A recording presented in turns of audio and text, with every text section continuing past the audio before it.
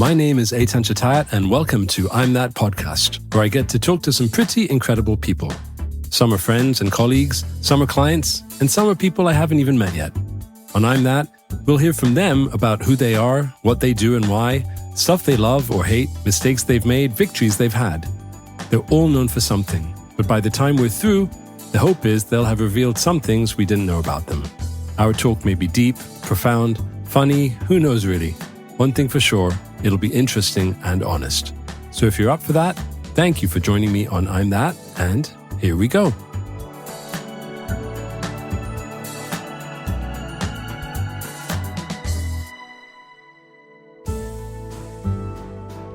A native New Yorker, Dana is a writer and creative director working professionally in the field of advertising. He brings 25 plus years of creative communication experience, and I've known him about that long, and I consider him one of my most inspiring mentors on the planet.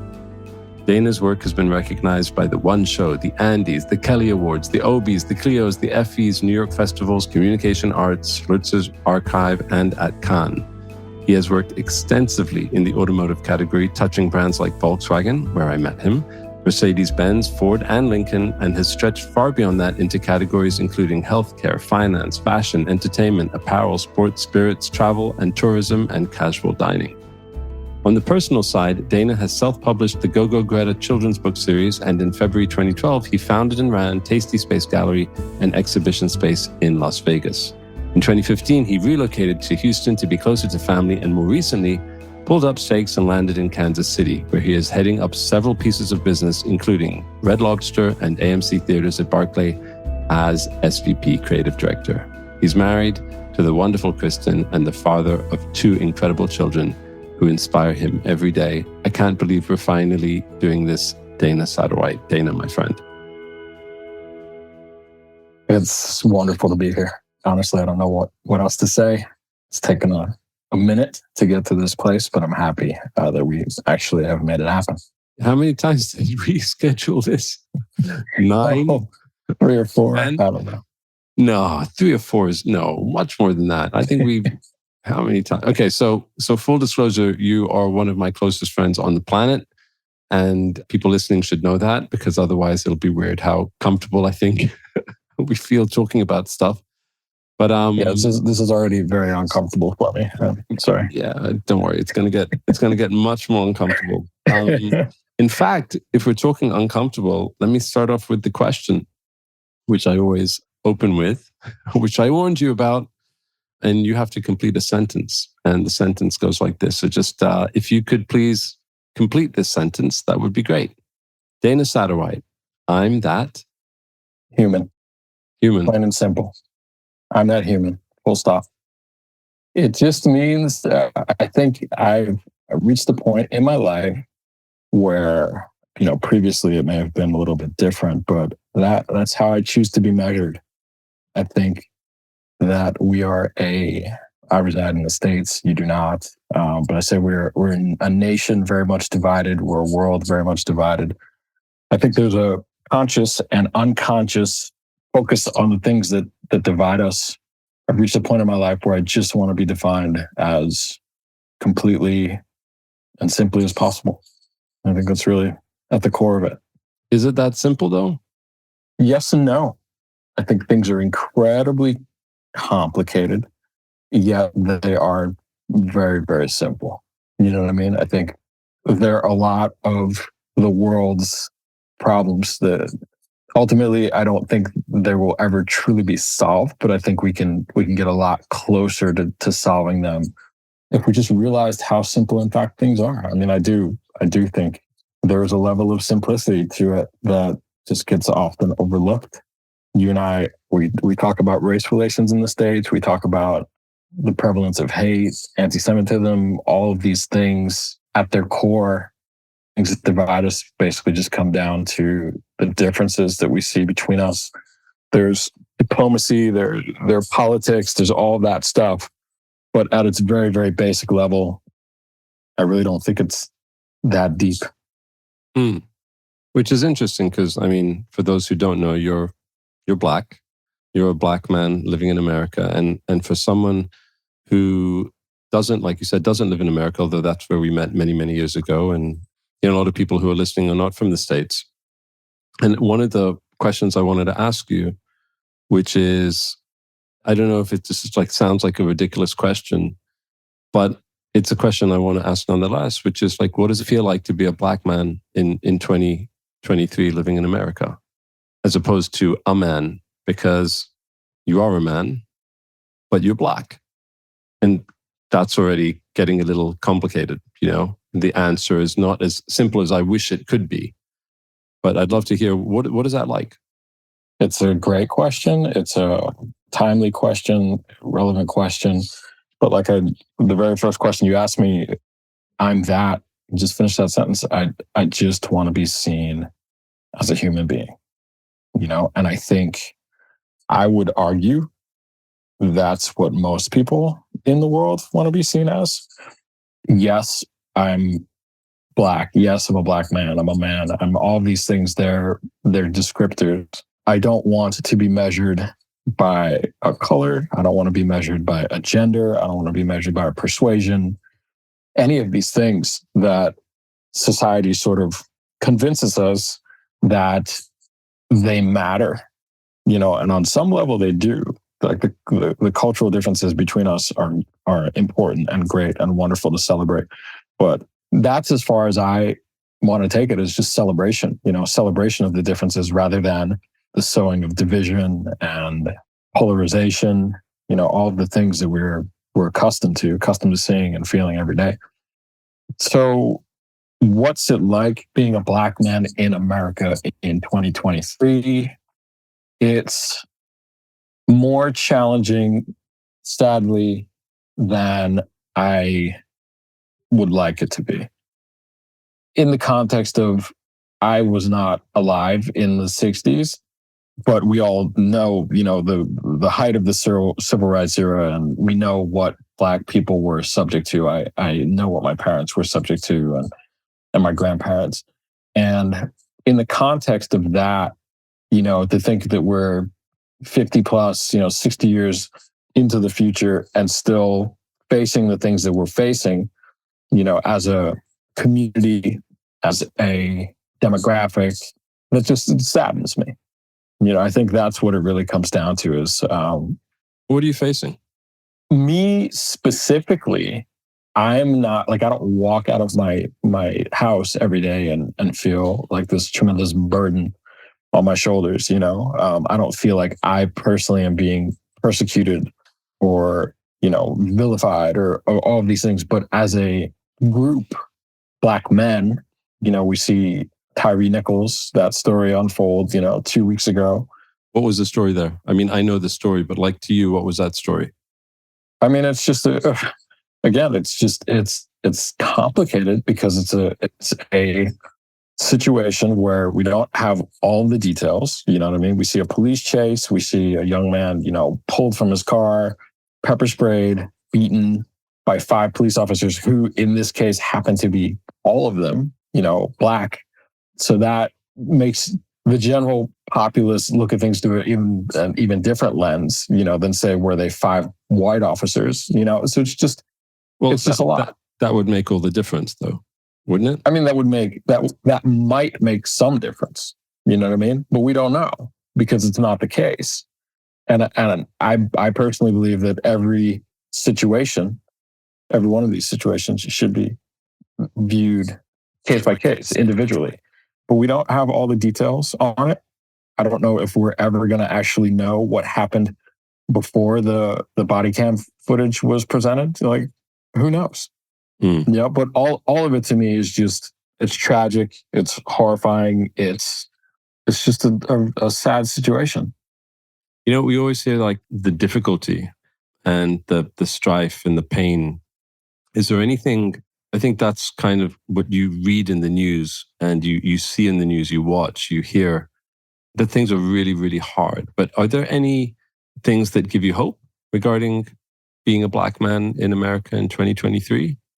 Because I didn't hear anything positive, and maybe there isn't. I mean, I don't know, but I'm asking. No, I don't know. There's absolutely. I mean, we just, of course, we just happen to be, I think, treading down that one path in the moment. But there are, I think, infinite number of things to be hopeful for. I think, like I said, certain things about today's reality sadden me, but there are lots of other things that make me feel excited and proud and thankful and grateful and all of that. I think we've come an incredibly far way, and I think that gets lost sometimes in the conversation, because it seems like when these things do happen, when these tragic instances do come about, they're so sensationalized, as they should be in certain instances, but they cloud everything. I think the truth of it is that we have more freedom and more freedoms today than ever before. Even though sometimes it feels like we are taking steps backwards, but we have, I think, integration was actively put into place at, one point in time, because people were segregated, for so long.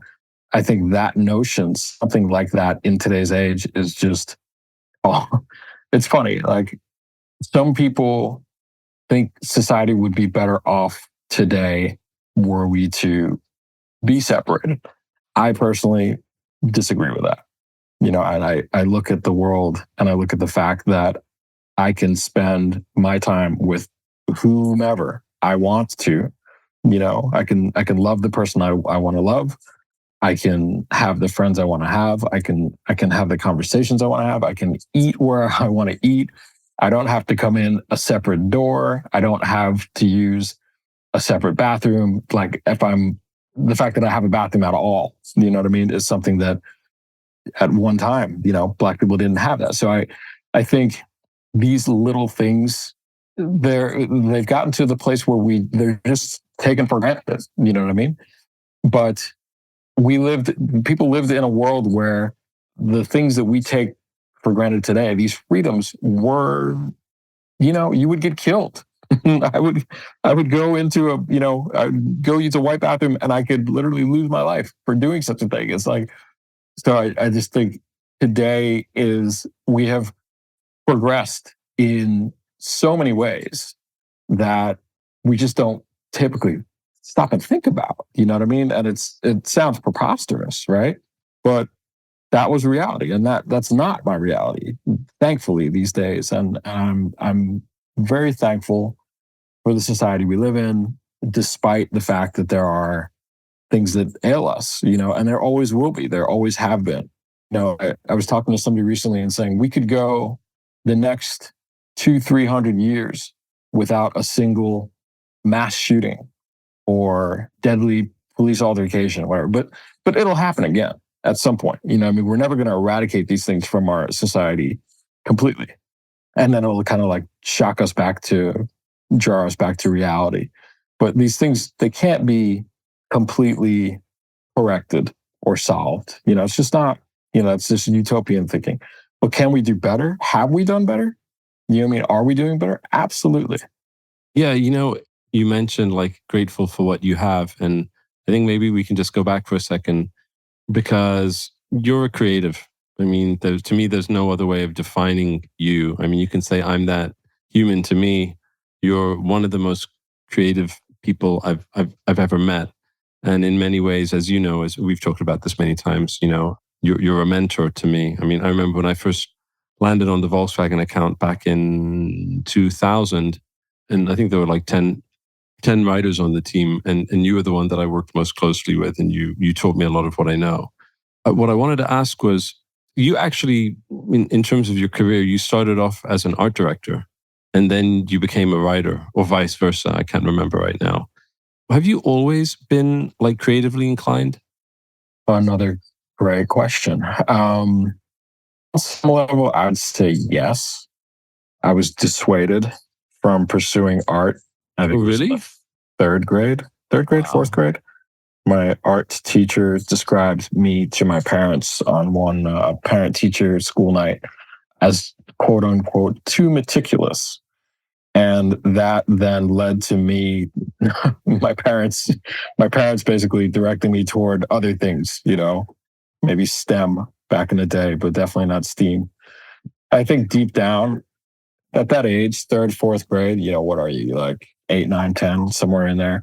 I don't think you really know what inclinations you may have. But in my adult life, I think I've always desired to have some level of creativity in my life, be it writing or photography or, design, something like that. And to answer your question, I started as an art director and then switched to copywriting about 3 years later. See, something that I remember about you, and I think probably to this day, is you'd always have a notebook. You'd always have a notebook. You'd always be scribbling in it. You'd have these thoughts. You'd jot them down. You'd be drawing stuff.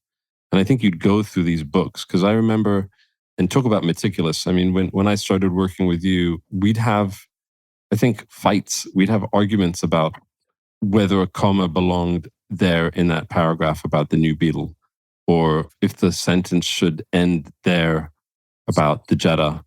And you were such a pain in my ass about those things. You were so meticulous. Words matter. Commas matter. Yeah, no, I agree. I mean, I've adopted that, in my writing to this day. And it's just never good enough. It can always be better. There can always be another take. There can always be another way to approach something.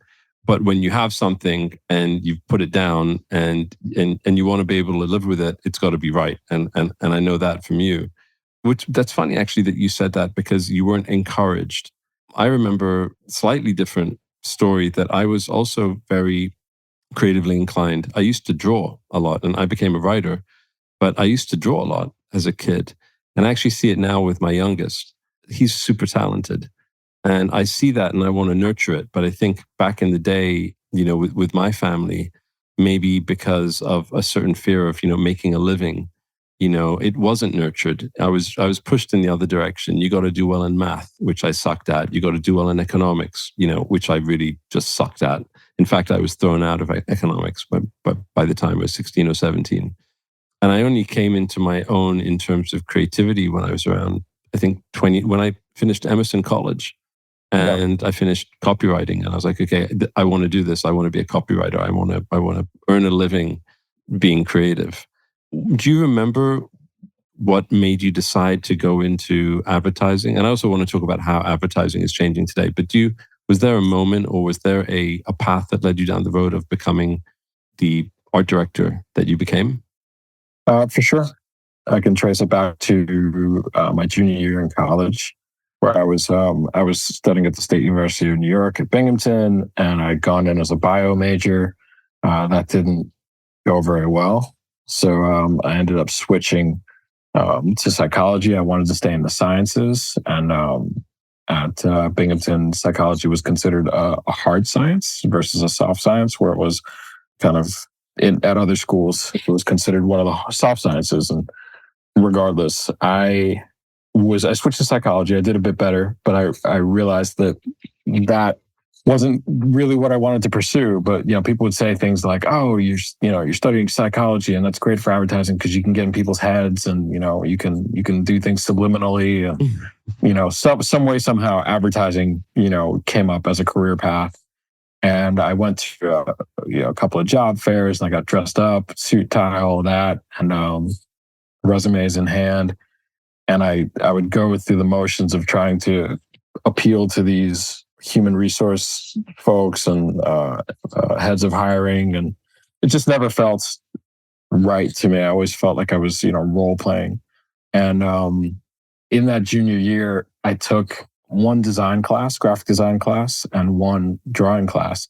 And I cobbled together a portfolio. And then I used that portfolio to secure a graphic design apprenticeship. And that apprenticeship led to me applying to the School of Visual Arts. And I ended up getting in there for a year, or I went there for a year. I got in and I studied there for a year.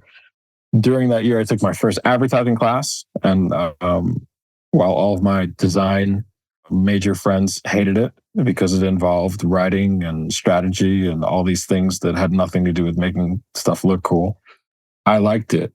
And I kind of sparked to it. And that class was kind of my springboard. I then applied to Emerson and I got in, and I was there at the same time you were, I think, coming in maybe a year or two later. But that was really it. I just sparked to that class for whatever reason. My instructor wasn't especially inspiring. He was kind of the opposite, but I liked the challenge of it. Weren't you That's really with Chuck Beisch?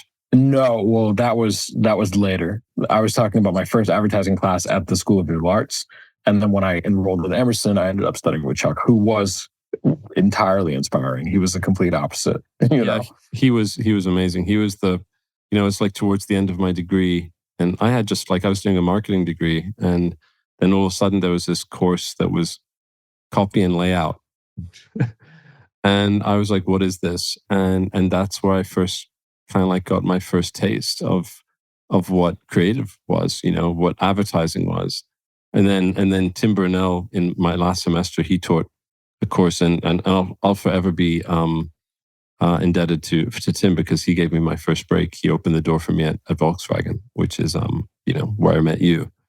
How did you get to Volkswagen? How did you get to Arnold Worldwide in Boston? So I finished my year at School of Visual Arts and could have kept going. It was amazing. I was right in the thick of Manhattan.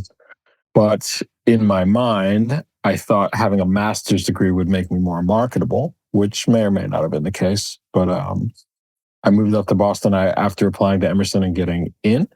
And then I ended up doing an internship while doing my master's program. Did an internship in the studio at Arnold Advertising at the time, Arnold, Fortuna, Launer, and Cabot, an agency of about 300 people that I knew nothing about. But I came in looking for a creative internship. They didn't have art director or copywriter internships at the time. They just had, creative spot in the studio. And Mario Proya was the head of the studio at the time. Took a look at my portfolio, told me, it wasn't awful. And he gave me a spot. Took a chance on me, I should say. And that was that. And that's where I started. And then that internship turned into my first paid position in the ad world. And everything kind of, went from there.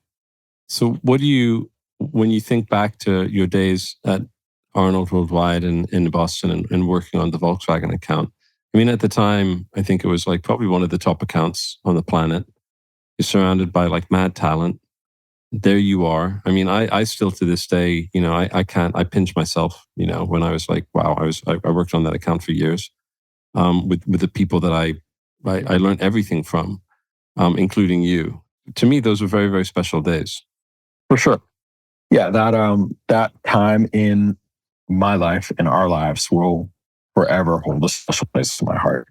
And it's hard to compare it to anything just because the industry has changed as much as it has. But I have friends from, and peers, friends, colleagues, peers, you name it, from that time. I was in Boston from late 94 until 2003, mainly working on Volkswagen that whole time with about a, 9-10 month stint away from Arnold.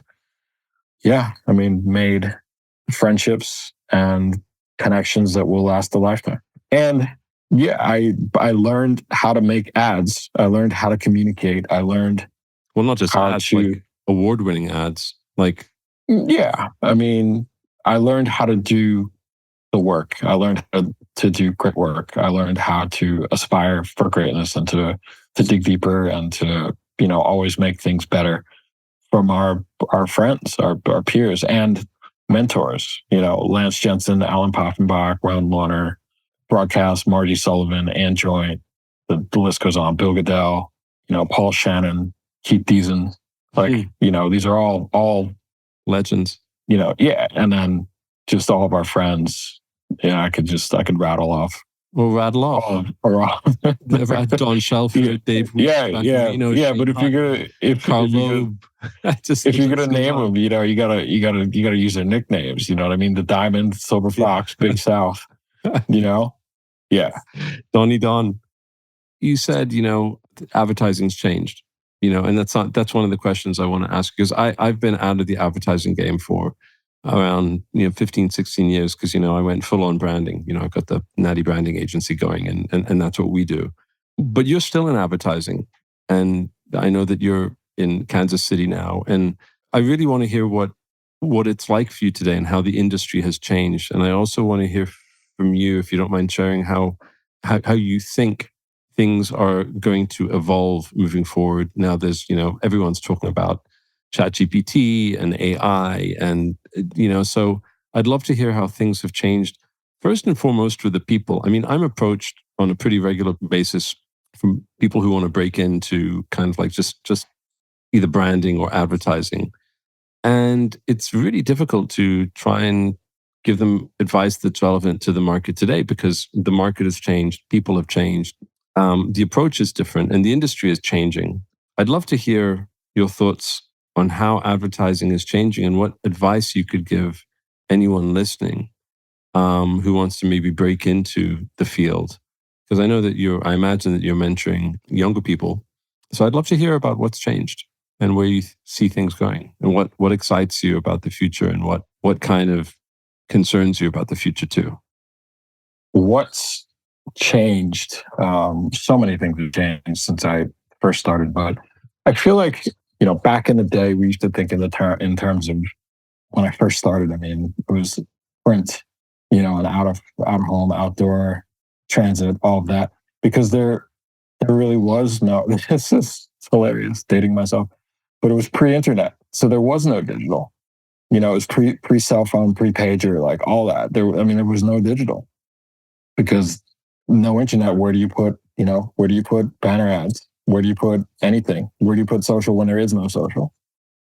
So that's when, for me, the inception of my career, that's what I was dealing with. That was the landscape. And then later, the internet obviously came about and has continued to evolve ever since. And then things became very we were print focused, print first, and then things became digital first.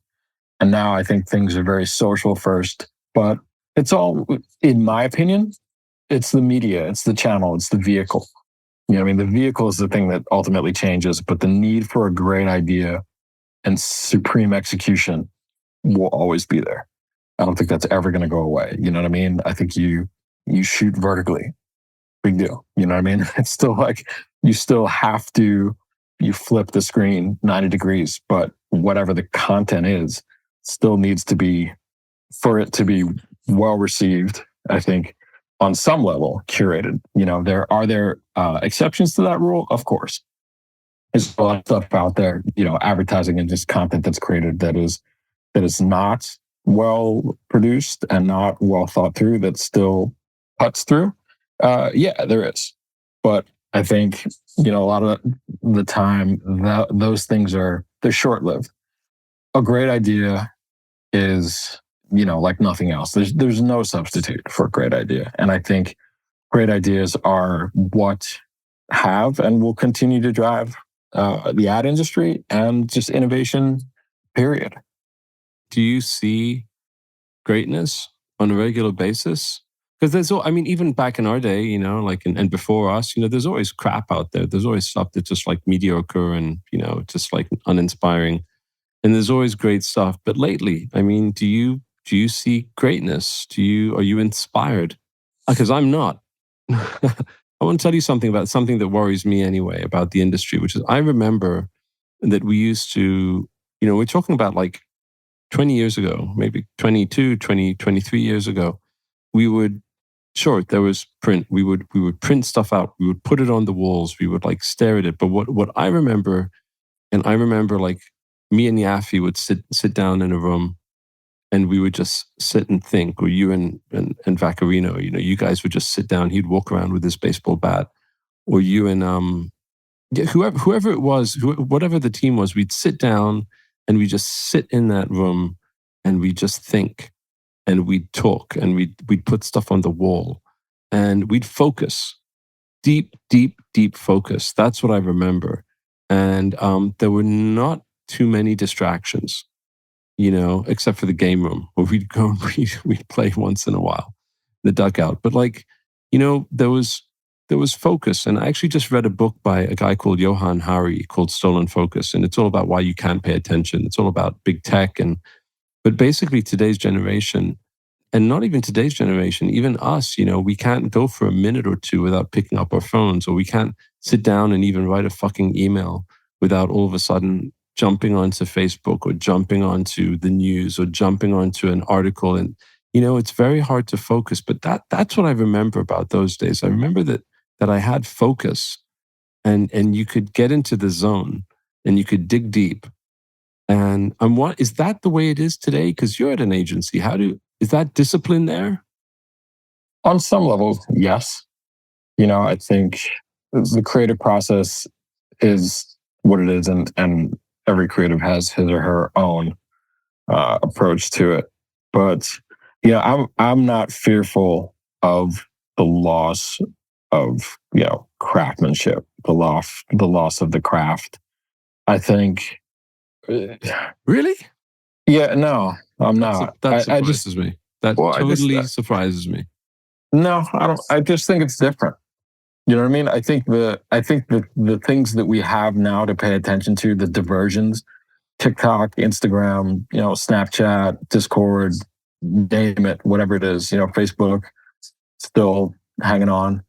It's our version. These things are our version, or millennials' version of the television or the radio or color TV or cable TV.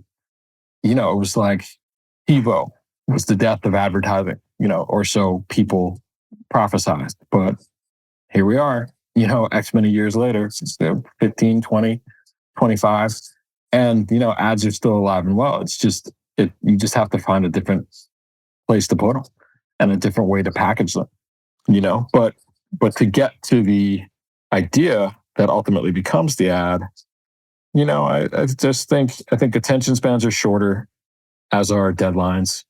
So I think we work within the confines that we're given, but great ideas still present themselves.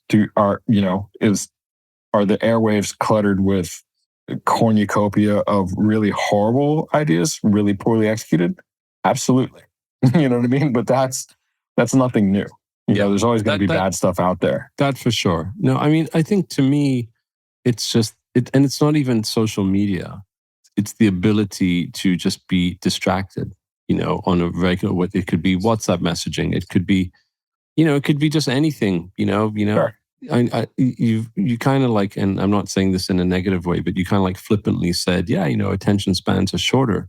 But I actually think that that's a huge deal. I think that the fact that attention spans are shorter, and you can't, that's why I brought it to the example of us sitting in our rooms and just focusing.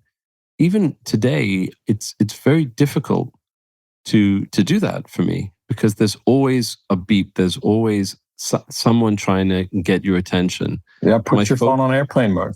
Yeah, no, just shut it down. No, absolutely, and I try to do that. I'm reading books about it. It's difficult. Also, you've got clients, you've got people that you're working with, but that's really hard to do. People don't just put their phones on airplane mode. And I'm thinking about the younger people today, that I'm wondering if the discipline of reaching that level of depth, and I'm saying this from a place of naivete, like, because I don't know. Are people able to focus? Are people able to kind of like not be distracted? I would argue, so a couple different things. We talked about Volkswagen, we talked about Arnold, we talked about that, particular time and the desire in some way to bobble it, I would say I've been very fortunate in my career to have several instances where I've loved the work, I've loved the clients, I've loved the people I'm doing it with, I've loved the process, and work has like won awards. You know what I mean? So it's kind of like you're hitting on all things as far as the industry goes.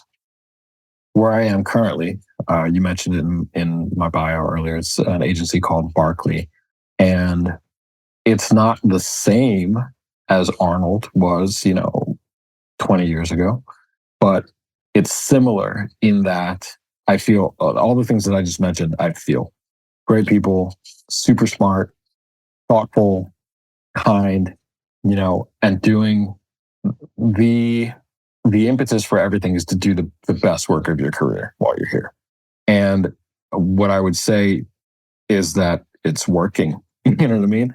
So it may require less time to get to the great ideas, but in the year's time that I've been at this agency, I feel incredibly fortunate to be at this agency. You know, the work is great. The work is inspiring. The work that me personally, I'm not doing, you know, Motel 6, Planet Fitness, Winnebago, you know, to name a few. Really smart, beautiful, epic, award-winning work. 20-something odd years later, when attention spans are that much shorter, something is working. You know what I mean? Or some combination of things is working. So yeah, things are like phones are pinging and emails or inboxes are overflowing and, you know, G chats are blowing up, but you have enough wherewithal to figure out another way to get great work done, you know? That's amazing. And that's a relief to hear. What is it that you are, and I touched on this a little bit, excited about regarding, I don't mean like the future, you know, some crazy difficult to interpret word. I mean, the immediate future of advertising as we know it, with all of the advances made in technology that we're all feeling. I mean, how do you feel about, I mean, ChatGPT is the obvious thing to talk about, I guess. How is that affecting you guys? Are you guys talking about it, finding ways to implement it, use it, embrace it, resist it? I think resistance is futile, personally, when it comes to change, when it comes to technologies. You know, but I also think that computer generated solutions are only as good as the humans who, you know, are behind them. So I'm not fearful. You know, again, some people are fearful that like we're headed toward a completely automated society in which humans are, you know, rendered obsolete. That's not me. You know what I mean? Like that's just not the school I subscribe to. I think you just take any technology and find a way to implement it to the benefit of the greater good. I think that's just kind of like, you know, I think a lot of times we're, as a society, we're motivated by, you know, fear and greed. And I think fear often drives a lot of human behavior. But, you know, this fear that, you know, of not having a role or not being able to, you know, I think the notion of like, can computers do things better and faster and more accurately than human? Absolutely. You know what I mean? But will they at some, I don't know. Maybe at some point computers, you know, and machines will replace humans, and hopefully I won't be around to see it. But I don't live that way. I don't think that way. I don't think of like. I mean, but let's talk about your kids, okay? I mean, I'm going to just straight up, because this is what I've been thinking lately. I mean, I've been experimenting with ChatGPT.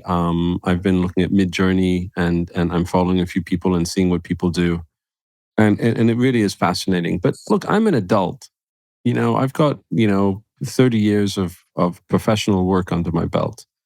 I think about my kids, and this is the bit that worries me. The bit that worries me is not that technology is going to make things easier and we have to embrace it. Sure, we do, and it will make things easier, hopefully, as it always has, as we progress as a society. But the thing that bothers me and that worries me is that today I can type into ChatGPT, give me 3 examples of a story that start with blah, blah, blah in this country, and this happens. And it'll write 3 different versions in the space of, 30 seconds. And it goes back to what I was saying before about deep focus. Once you have that tool, and again, look, we're adults. We've been through decades of work, but like young kids that are coming up in the world, what I'm concerned about is that they'll know prompts. They'll study prompts, but they won't, and I might be wrong, they won't be doing the deep digging, the starting point. Come up with your own idea for a story without the inspiration. And sure, we've had inspiration. We have references, of course. We have books that we've read, back in the day. or right now, the internet. We can go to the internet. We can get inspiration from somewhere. But we're Sure. talking about tools right now that can really do that for you. And it won't do it as good. Well- It's the same thing as like Cliff's Notes. Cliff's Notes, whatever you want to call them. Yes, it's the same thing. I don't think Like, so.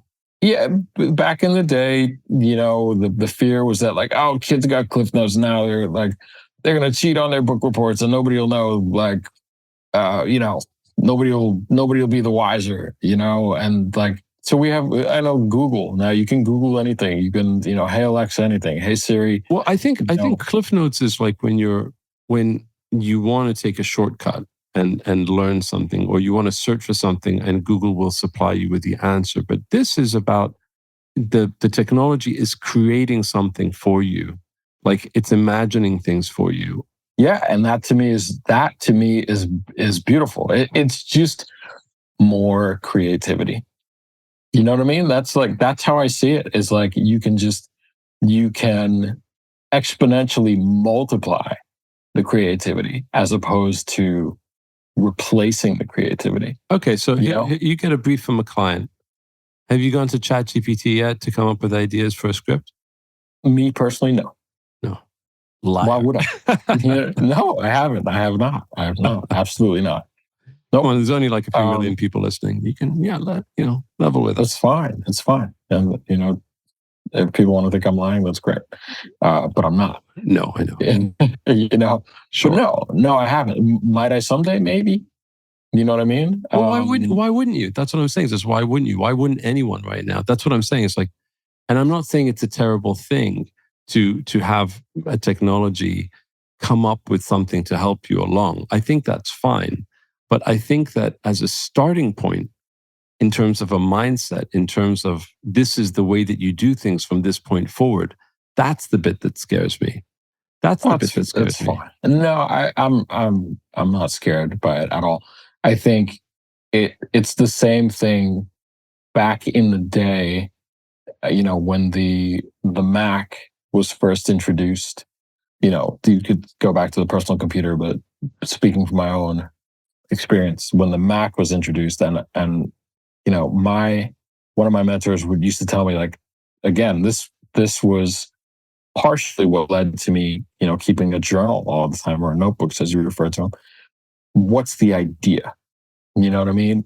I was strongly encouraged not to get on the computer until I had an idea, because the computer was for executing, right? But the journal, the notebook, the Kenson hardbound book was for concepts. It was for original thought, but there was this fear that the computer would replace the human being using it, their ability to think. I think it's the same thing here. It's a new technology, but I think it just helps things proliferate. I don't think and I could be wrong. We could go 2, 3, 5, 10 years from now, and we look back and computers are just, it's just like a computer to client interface. You know what I mean? There have to be humans there somewhere. There's always going to be a need for humans, unless humans want to eradicate themselves. Well, I think that there is I don't know about eradicating themselves, but like I think that the thinking is being replaced already. And again, I think that there's an upside. It's not that it's all bad. I think there are mundane things that there are mundane things that it would be great if computers kind of like took over on some things, where we didn't really need to spend our time thinking about mundane tasks anymore. But quite literally, you can write something, and then you could go to, right now, ChatGPT, and you can say, okay, well, here's this paragraph. Can you please write it in 5 different ways? And it'll do it for you in 30 seconds. Now, some people would argue that okay, great, that's wonderful. More creativity, did it faster, no mistakes, it's smarter. And that's true. On the other hand, some people might argue that that's going to make people very, very lazy. And I think that the reason why we've gotten to where we've gotten as a, the human race is because people worked hard. And that's not to say that, because there's this argument that like, as things get easier, well, all the mundane tasks will be done by computers and by AI, then that'll free humanity to, to do what's really important, to do the really creative stuff. But that's putting a lot of faith in our go get 'em attitude as opposed to our I just want to sit on the beach and do nothing. And I'm worried about that world because I know how hard it is to come up with the idea. And I know right now that I could go to ChatGPT and I could say, come up with 3 campaign ideas to sell Red Lobster, whatever it is, in this state, using a sense of humor and a couple. Go. And they'll spit out those ideas. And sure, it might be 50% there, 60% there, 70% there. And then you'll need the human being to do the rest. But I actually think that the work at the beginning is really precious and important. But I don't know. It's just the things that worry me are not what we're going through now, but the world that our children are inheriting, because I think that there's merit. There's a lot of good things in that hard work and in that failure and doing it again and again. And what I learned with you again and again and not just like, here, fix this for me, do this for me. Sure.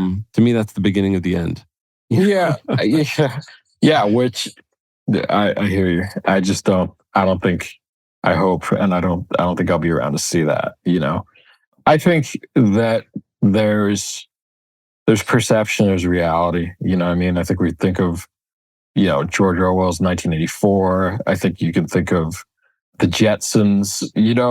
There are all these sort of projections of what the future holds, what the future might be like, and then you get there because we are in the future. You know what I mean?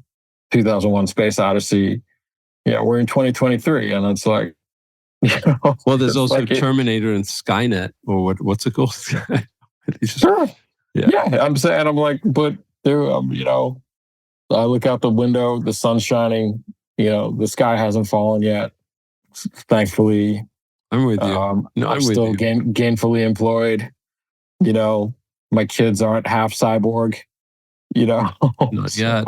Not yet. Well, wait. Let me ask you another question, okay? Because like you made me think of something else now. You said kids, so I happen to know, and this is a very personal topic, of course, that you've been going through some recent changes in some challenges. I don't know if that's the right word. I don't mean it to sound negative, but some not easy times with your family and embracing changes that are going on. I don't know if you feel comfortable talking about that. Yeah. Oh, by all means. Changes. Can't spell challenges without changes. That's interesting. So a bit of both. So as I mentioned, my kids are not half cyborg that I'm aware of. They're half black and half white, or maybe 100% of both. As I'm black and my wife is white, and they're mixed. So there's that. Which, interestingly enough, I thought in 2008 when my oldest was born, I thought that would be perhaps the multiracial aspect of growing up would be the hardest, the biggest challenge to face and overcome. When in fact, that really hasn't been an issue for either of them at all. My oldest is now 14, and my youngest is 6 in about 2 weeks. But my oldest has recently, I don't want to say come out as trans, but because we've talked about it for a long time, but has switched pronouns, and we're just contending with that. And it is a challenge, and there are changes that we have to, daily we're kind of, dealing with. But I've been in KC now for about a year, and he's been in school just since this past fall. And the school is incredible. The school district and this particular middle school are fantastic and embrace him with open arms and have done everything to make our part of this transition seamless and peaceful and easy. Although that may be the school and the school district stance, there are always going to be people, outliers, oppositionists, people who just don't support you or your child or, whatever they're dealing with. So that's, that's something that we have to face too. But that's on the outside. But how on the inside is that like all of a sudden your once daughter identifies as not a daughter anymore now as a young man. How is that for you as a father? I can't even begin to imagine. I can't begin to imagine that. I mean, forget about the outside world. Just you within your family, you within your relationship with your child as a family. Again, I think like most things, like we just were talking a minute ago, the perception of it versus the reality of it. Yes, it's hard. I mean, I guess, I'm like, we're just living our lives, and we're trying to live our best lives, and we're trying to be open and compassionate and loving and understanding and, there for him. And what else are you going to do? You know what I mean? So yes, it's new, challenging in some respects, but I will say this to, I'll put this out there to any and all parents who have children who tell them that they identify as other than the gender that they were assigned, is just listen. Just listen to what your child is telling you. Pay attention, be observant, do your best not to fight it, because I would say, as I said regarding something else, resistance is futile. You know what I mean? But this is not like something that just popped up, 6 months ago. Like, we've been knowing on some level that our child identified as different, than she came into this world a she, but he is a he, and that's been something that he has been professing on some level for years, and so it's not like this just came out of the blue. It's How old is he? 14. 14? Uh-huh. And do you feel like it's also like, I think kids today, they grow up, the internet generation, they have access to all this information. So I imagine that he found out a lot about himself by doing his own research, and probably, I don't know, I'm assuming things. You'll tell me if I'm assuming wrongly, which I might be. That there are also like-minded young adults out there that he could talk to about what he's going through. Yeah, there's some. I mean, I suppose his is a fairly individual pursuit, and I think kind of like we started this conversation. So his name is Shay, mm-hmm. and Shay just wants to be Shay. Kind of like we started this very conversation just about being human. Mm-hmm. And Shay just wants to be human. Shay just wants to be. It's not even that Shay wants to be a guy. Shay just wants to be Shay. That's really it. And I've since long before we had these conversations about gender and gender identification and all that, I've told him as much. Just when people ask what you are, just say I'm Shay. That's it. That's beautiful. Do you find that you come across people that resist, like that don't embrace Shay or don't support in the way that you wish? I mean, one of my questions as we continue this interview is going to be, what pisses you off? And I guess I'm saying, are there people that don't show support? People in the community, family, friends. Yes. Short answer, yes. Are they many? No. You know what I mean? In our immediate circle, are people incredibly supportive? Absolutely. But are there other people out there, and even, closer to home, who don't necessarily support, or, who maybe misgender consistently? Yeah, there are. And there always will be, You're never going to get, nobody in the world is ever going to get 100% support. Doesn't matter who you are, doesn't matter what you believe in, doesn't matter what you identify with. You're never going to get the support of everybody else in the world. You may get like 986 billion people on board, but that other 0.14 or whatever my math is, you're just not going to get them. So, and that's that. If people don't want to support, it's fine. You know what I mean? To the extent that it doesn't inflict harm on anybody over here on our side, because that's when you have a problem. So tell me, what have you asked you about, like what pisses you off, or does that piss you off? And actually, the two questions that I did have was like, what pisses you off, and what doesn't, like what makes you really, really happy. And I know that they're not simple questions to answer, but so as it pertains to anything. Transgender, or just generally in the world, anything. I mean, anything. That's hilarious. Okay. There are plenty of things that piss me off, but there are plenty, because I know you, so I'm wondering what's going to come, and it doesn't need to be anything deep. In fact, no, one of them, it's not deep at all, but you can relate. It's poor grammar. Why can I relate? You saying I have bad grammar, poor grammar? What's going on? Yeah, your grammar is atrocious. No, no, just because as a writer, as a perfectionist, as a communicator, as head of Natty branding agency, as all these things, you understand the importance of effective communication and good grammar. And yes, that comma. I'm a firm believer in the serial comma, the Oxford comma. Lots of people fight me on it. Doesn't matter. I'm right. Every time I send you a message, anytime we WhatsApp, I am so careful because I don't want to get into it with you. I just don't. I'm so scarred and bruised from all of our bouts. We know writing Volkswagen brochures and radio spots or whatever it was that I don't want to go there with you.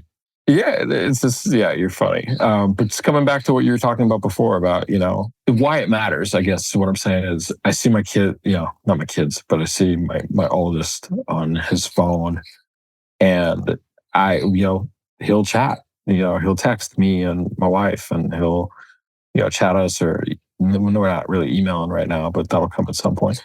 But I'm like, proper nouns, that's a name. Use a capital. You know what I mean? Like, punctuate properly. Like these things. How does your kid react? How does he react? Shay gets it. Shay knows better. You know what I mean? It's like you will, because there's a lot of loose language that's used out there. It's just sloppy, and there's no room for sloppy. In your house, not my house. No, for sure not my house. But also just in the world, right? Like ones and zeros, like code. If the code is wrong, the output is not good. You know what I mean? Or completely not effective. There is no output.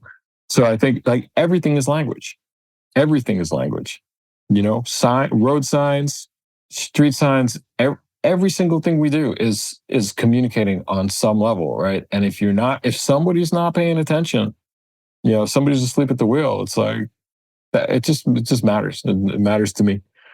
So bad grammar, sloppy bad grammar, poor grammar. Did I say bad grammar? You did. Fuck you. You know what? Think different. There's my answer to you. Yeah, dude, I love it. I love that. I love it too. It bad grammar. Think differently. But hey, dude, Apple can get away with it. There's also when you know the rules, you know the rules, you can break the rules. See, we're doing it. Here we go. When you know the rules, you can break the rules. And when you're Apple, or Aton, you can say bad grammar. All right, what else? Yeah. What else pisses you off besides me? What else? What else pisses me off? Bullying, people not being kind to one another, poorly curated social channels, traffic. What else? Bad food. These are all good bad things. What about the good things? What makes you happy? It makes me happy. Good grammar, excellent grammar, excellence, just excellence in general. When I see excellence, a la Serena Williams or Roger Federer playing, which sadly they both retired this last year, but just playing at absolutely out of their head when they're in the flow, just like greatness. So tennis, greatness. LeBron, MJ, Prince, like whatever, whomever, whatever. And that was MJ, Michael Jordan, but there's also MJ, Michael Jackson.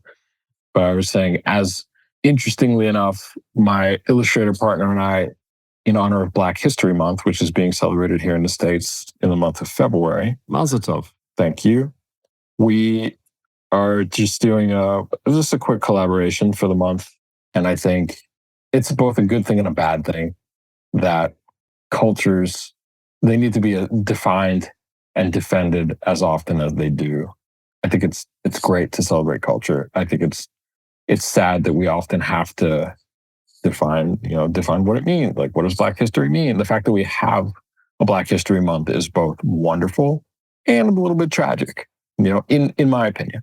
It's because what does that say about the other 11 months? And what does that say about, like, there's a Black History Month as compared to, not White History Month. You know what I mean? Like, people, it's white history all the time, So anyway, I digress. You do, because why celebrate birthdays? I mean, why not? It's like, okay, let's remind ourselves, let's give ourselves a little pat on the back. It's my day. I was born today. Once a year. That's the sad thing, is once a year. No, I'm just saying that that's human nature about most things. There's like in Jewish. I don't even know in America if there's a Jewish heritage. I have no idea, but hopefully there is. I just think to remind everyone else. It's my birthday. It's the anniversary. Let's celebrate. Let's bring attention to something. I don't. On the one hand, I don't know if it's tragic. It's a little bit tragic to me. Yeah. The fact that we have to be, that we have one month, born of 1 week to acknowledge and celebrate and, be intentional about it. It's like, it's great, but it's a little bit, I think it's a little bit sad, because we should be thinking about all cultures and all races and all things worth taking pride in all the time. We should all be doing it for one another and for ourselves all the time. So that's why I think it's a little sad, but it is, of course, necessary, and it is positive. I don't know if that's realistic, what you just said. I mean, I don't have an issue with it because, in principle, I agree, but like, we should all be celebrating all cultures all the time. Sure. Why not? I'm not arguing with it. I think that's very noble, and I'd like to. I was saying I just don't know if that's possible, because then it becomes very. Is that natural? I guess I'm just thinking to myself: is that possible? Is that natural? Is it? It's what's natural these days is to point out differences and to often grapple over them. That's what's appears to be natural to me. You know what I mean? Fighting, disagreement. Yeah, I agree. I mean, I don't know about what's natural today is to point out differences. I think I'm different to you, and I'm fine with that. I mean, I'm Jewish, I'm white. Well, actually, I'm not white. I'm half, whatever you want to call it, Iraqi Bulgarian. But I think the bit that does resonate with me in what you said is the grappling. That there's a lot of grappling, there's a lot of fighting, and as opposed to celebrating differences, because I am different. I am different than we're all different. We're all different, exactly. We're all different from something. You know what I mean?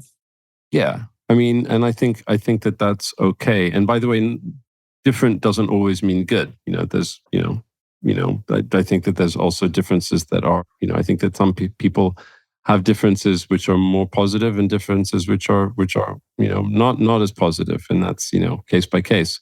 But yeah, I think there's a lot of grappling, there's a lot of fighting, there's a lot of animosity, there's a lot of better than, there's a lot of tension, and less. Well, let's look at what we have in common.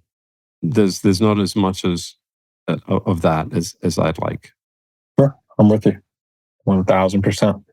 So before we go, I'm going to ask you two other questions. Okay, who is your hero or heroine? My mom and dad. Why? Why?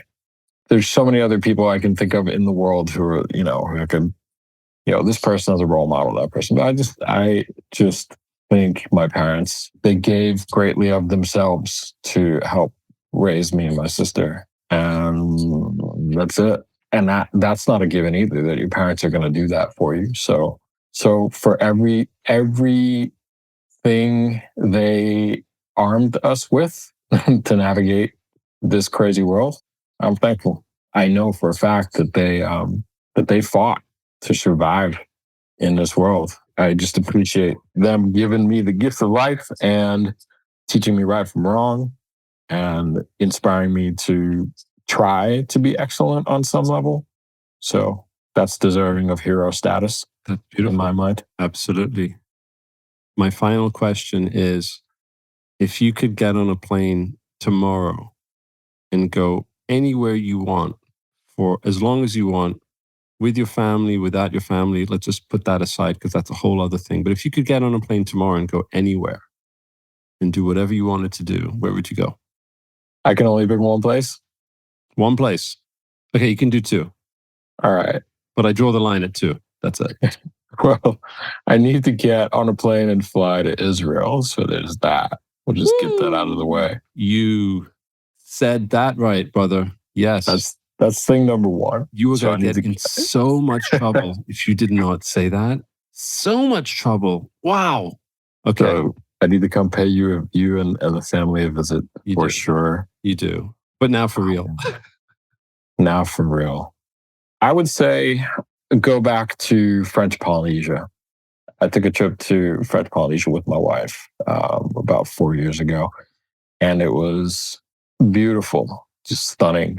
So I would love to revisit, recreate that. Some just friends of hers, incredible people, just lovely. So yeah, I think I would want to recreate that with my kids for sure. Well, you give your beautiful and wonderful wife a big old hug from me and your kids. Thank you for chatting with me today on I'm That. I really appreciate it. I appreciate you and I love you. And thank you, man. Love you too, brother. This has been an absolute pleasure and an honor to be here. So I'm glad we made it happen. Me too. Well, that's it. Thank you for joining me on I'm That. I hope you enjoyed the chat and I hope you'll join me for our next guest. In the meantime, definitely hit subscribe, whether you're on Apple, Amazon, Spotify, Google, or any other platform. And if you can, leave a comment, give it a like, and tell your friends. That would be brilliant. Stay tuned for the next show and see you soon.